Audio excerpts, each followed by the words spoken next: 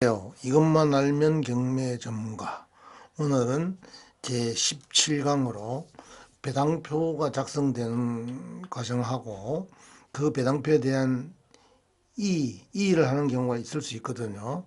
그리고 또 그 배당액을 공탁하는 경우는 어떤 경우인가, 또 공탁 사유에 소멸이 되면 추가 배당을 실시하게 됩니다. 이런 경우도 살펴보고요. 그 다음에 배당표가 잘못 작성되었다면 배당표를 바꾸어야 하는 경우가 있습니다. 이런 경우는 어떤 경우인지 살펴보는 것으로 하겠습니다. 배당표의 작성에 대해서 살펴보면은 배당기일 3일 전까지 배당표를 작성해서 채권자나 채무자 및 이해관계인이 열람할 수 있도록 법원에 비치를 해야 됩니다. 그리고 배당표에 대해서 이의가 있는 때에는 이 부분은 확정이 되지 않죠. 그래서 미확정이 되는 것이고, 이의가 없으면 없는 부분에 대해서는 확정이 되어 가지고 배당을 실시하게 됩니다. 그 배당표에는 매각 대금하고 각 채권자의 원금, 이자, 비용을 배당 순위대로 배당을 실시한다고 작성을 하게 되고요. 만약에 순위가 똑같은 경우에는 안분 배당, 그 비율에 따라서 안분 배당을 하게 되는 거죠. 그리고 배당표에 대한 이익권자와 이의 방법에 대해서 살펴보면은 각 채권자와 채무자는 작성된 배당표에 대해서 채권자의 채권액과 순위에 대하여 이의 진술할 수가 있습니다. 이거는 무조건 이해하는 건 안 되고 정당해야 하는 거죠. 그리고 채권자는 배당기일에 출석을 해서 반드시 출석을 해야 되죠. 이의 진술을 해야 하고, 채무자는 배당기일이 끝날 때까지, 끝내기 전이겠죠, 서면으로 이의할 수 있다고 되어 있습니다. 다음은 절차상의 이의에 대해서 살펴보도록 하겠습니다. 각 이해 당사자, 채권자나 채무자 등 이해 당사자를 얘기하는 거죠. 배당에 대해서 위법이 있다는 것을 이유로 해서 이의를 할 수가 있습니다. 그러면은 법원은 그 이의가 정당하다고 인정이 되면 배당표의 기재를 바로 잡거나 배당기를 연기할 수도 있고, 그 이유가 없다고 판단이 되면은 응답 없이 배당 절차를 속행하게 됩니다. 반가로 4번 실체상의 이의에 대해서 살펴보면은, 물론 이건 자기의 이해관계 범위 내에서 해야 됩니다. 다른 채권자의 채권이 있나 없나, 존부, 범위, 순위에 대해서 이의를 할 수 있고요. 채권자의 실체상의 이유를 들어가지고 이의를 할 수도 있습니다. 배당기일에 출석하지 아니한 채권자는 배당표대로 배당 실시하는 것에 동의한 것으로 간주를 합니다. 그러니까 이해관계에는 배당기일에는 꼭 출석을 해야 되는 거죠. 또 살펴보면은 배당기일에 불출석한 채권자가 다른 채권자가 제기한 이의에 관계되는 때에는 그 채권자는 이의를 정당하다고 인정하지 아니한 것으로 본다.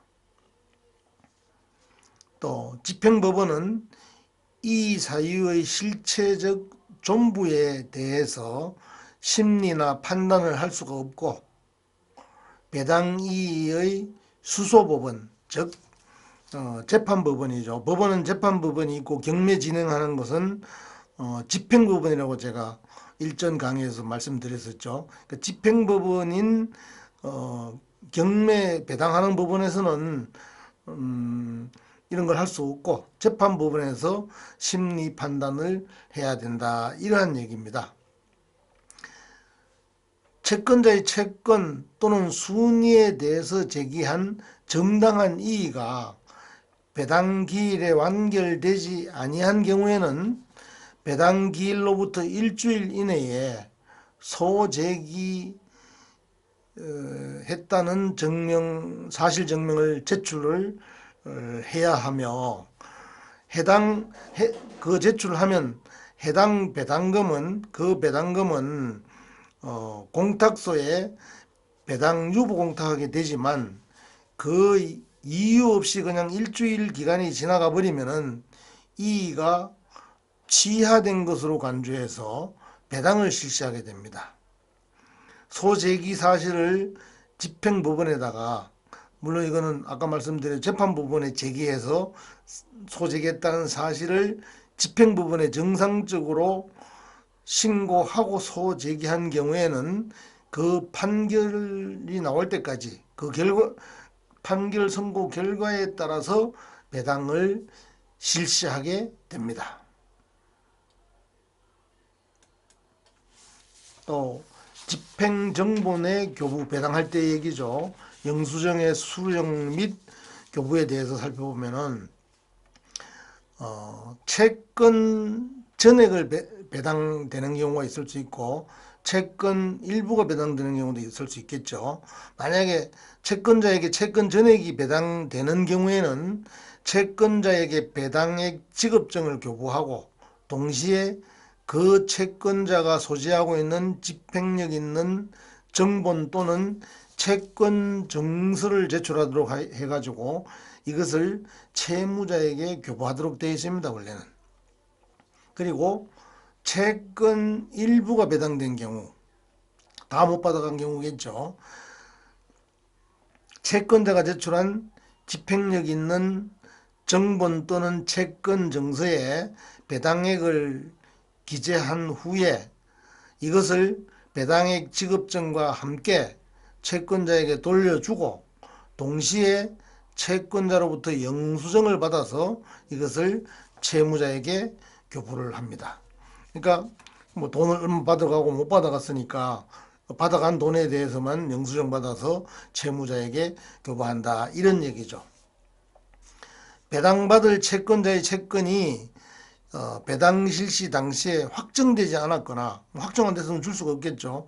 기타 일정한 사정이 있는 경우에는 배당표가 그 당일 확정되었어도 배당액 지급증을 주지 않고 그 배당금은 공탁하도록 되어 있습니다. 자, 배당액을 공탁하는 경우는 어떤 경우인지 한번 살펴보면은 채권의 정지 조건 또는 불확정 기한이 붙어 있는 때, 뭐 기한이 불확정하니까 미도를 했다든지 이러면은 그 배당금을 줄 수가 없겠죠. 그래서 배당액을 공탁하는 경우에 해당되는 거고요. 그리고 가압류 채권일 때, 가압류 채권은 채권이 확정된 것으로 보지 않기 때문에 그 확정이 될 때까지 배당금을 공탁을 하게 되는 거죠. 그리고 집행의 일시정지나 담보권 실행 절차의 일시정지를 위한 문서가 제출되어 있는데, 이건 뭐 집행 정지해라, 담보권도 정지해라, 정지되어 있는 상태이기 때문에 배당을 해서는 안 된다는 얘기입니다. 그래서 이것도 배당액을 공탁하는 경우가 됐고요. 반가로 4번 여기죠. 여기 저당권 설정에 가등기가 맞춰져 있는데, 가등기가 맞춰져 있더라도 뭐 배당을 할 수가 없겠죠. 그리고 반가로 5번에 보시면은 배당이소가 제기되어 있는데, 이때는 그 배당이소 결과에 따라서 배당해야 되니까 배당액을 공탁하는 것은 당연한 얘기죠. 그리고 담보물권 이외의 물건으로부터 담보권자가 변제받을 경우에 다른 채권자가 배당 금액의 공탁을 청구한 때에도 누구한테 줘야 될지를 여기 집행본에서는 알 수가 없기 때문에 배당액을 공탁해야 되는 경우에 해당되는 겁니다. 그리고 또 채권자가 배당기일에 출석하지 아니한 때, 이건 돈 받아갈 사람이 안 나타났으니까 공탁을 해놔야 당연한 것이겠죠. 그리고 큰 5번 민사집행법상 명문의 규정이 없으나 공탁하는 경우가 있습니다. 이거는 반가로 1번에 보면은 저당권부 채권이 압류나 가압류된 경우, 뭐 압류나 가압류돼 있으니까 이렇게 해야 당연하겠죠. 압류 효력이 저당권자의 배당금 청구권에까지 미친다고 해석이 되므로 저당권자를 피공탁자로 해서 공탁을 하게 됩니다.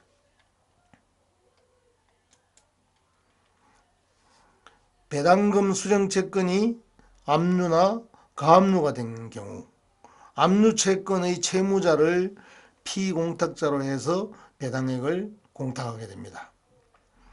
배당금이 남았으나 채무자가 배당기일에 불출석한 경우, 이제 보통 보면은 채무자 겸 소유자인 경우가 많잖아요. 낙찰되고 뭐 그 돈으로 빚을 다 갚고 나서 남으면은 그거는 소유자 겸 채무자한테 배당이 되는 거잖아요. 이게 이제 배당금이 남은 경우인데 채무자가 배당기일에 출석을 안 했기 때문에 이거는 뭐 당연히 줄 수가 없는 상황이잖아요. 그리고 공탁 사유의 소멸과 추가 배당. 공탁의 사유가 소멸하면 추가 배당을 실시하게 되는데 이런 경우는 어떤 건지 보면은 배당액이 공탁된 경우에 그 뒤 공탁 사유가 소멸하였다면은 법원은 공탁금을 지급하거나 공탁금에 대한 배당을 실시합니다. 이거 당연한 얘기죠. 그리고 추가 배당하는 경우는 공탁 사유가 소멸해가지고 공탁금을 지급하는 공탁금에 대한 배당을 실시할 때에도 일정한 경우에는 배당 이의하지 아니한 채권자를 위해서도 배당표는 바꿔야 하는데 배당표를 바꾼 경우에는 추가 배당기일을 정하고 배당을 실시하게 됩니다. 자, 오늘은 여기까지고요. 다음에는 18강에서 말씀드릴 거는 요즘에 간혹 보면은 이제 옛날하고 경매 절차에 대한 어떤 처리 지침이 바뀐 것들이 있거든요. 사소한 것 때문에 1등이 되고도 무효 처리되는 경우도 있고 이렇기 때문에 거기에 대해서 한번 살펴보는 걸로 하려고 그럽니다. 부동산 등에 관한 경매 처리 지침이라는 게 있거든요. 이게 2017년경인가 밖에서 다시 실시되는 것도 있고 시행되는 것도 있고 이렇기 때문에 거기에 대해서 한번 살펴볼 생각입니다. 그 내용을 대략 부제를 들어서 말씀드리면은 첨부 서류 등에 흠이 있는 경우에 처리 기준. 뭐 예를 들어서 대리인이 갔는데 인감증명서를 입찰표 봉투에 넣지 않았어요. 그러면은 옛날에는 그 당일에 그 추가로 인감증명서를 제출하면 되었고요. 또 그 뒤에는 그 경매 사건이 끝나기 전에 그 경매 사건이 끝난다는 얘기는 개찰할 때를 기준으로 말씀드린 겁니다. 인감증명서를 제출하면 되었었습니다.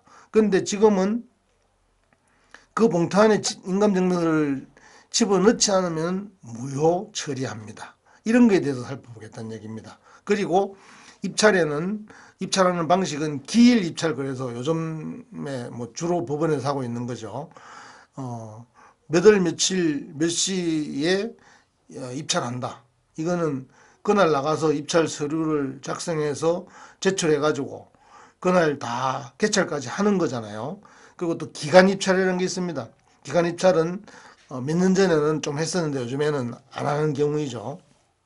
그건 뭐냐면은 언제부터 예를 들어서 뭐 1월 10일부터 1월 17일까지 우편이나 직접 법원 가서 접수하는 그 접수를 받습니다. 그리고 개찰하는 날짜를 정해가지고 개찰을 하게 되는데 이때 또 그 입찰표 무효 처리 기준 이런 게 있었어요. 그 아주 옛날에는 뭐 호가식 경매가 있었죠. 지금 거의 하지 않습니다만은. 그리고 그 입찰 보증금 대신에 보증서를 제출할 수도 있도록 되어 있잖아요. 거의 요즘에 뭐 실행이 안 되고 있는데 이런 경우에도 보증서에 유무효 사유가 있습니다. 이것도 뭐 간단히 그냥 한번 살펴보는 걸 하겠고요. 그리고 또 기간 입찰은 거의 하고 있지 않지만은 기간 입찰 봉투에 흠이 있는 경우에 처리 지침 이런 것들이 있습니다. 조금 전에 말씀드린 대로 기간 입찰하고 입찰 보증금을 현금으로 내지 않고 보증서로 내는 경우는 별로 그렇게 많지는 않은데 이것까지도 한번 살펴보고 서두에 조금 전에 말씀드린 것처럼 입찰 서류에 뭐 첨부 서류도 그렇고요. 조그마한 하자 때문에 1등을 했다가 무효 처리되면 곤란하잖아요. 그걸 한번 살펴보는 걸로 하겠습니다. 18강에서는요. 오늘은 여기서 마칠 것이고요. 여러분 들어주셔서 감사합니다.